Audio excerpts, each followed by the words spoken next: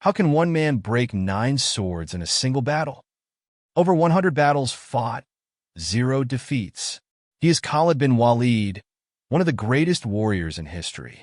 Given the title of the Sword of Allah, he once said, "If I were to marry a beautiful woman whom I love, or if I were given the good news of having a newborn son, it is less beloved and dear to my heart than to be in a cold, icy night in an army, waiting to meet the enemy the next morning.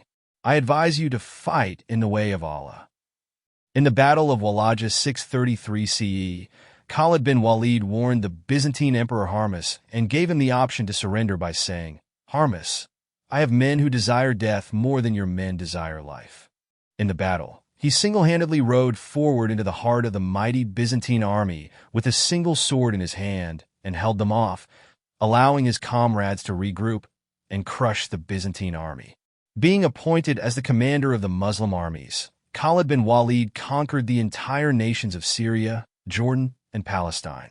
At one point, the Sword of Allah became so unstoppable that Caliph Umar had to remove him as general to remind the Muslim army that victory comes from Allah, not human leaders. When Khalid bin Walid passed away, there was not a single area on his body that was not scarred with wounds on the battlefield. One man, one sword, one unshakable faith changed the course of Islamic history. Find authentic references in comments below and join us daily for stories of Islamic bravery and sacrifice.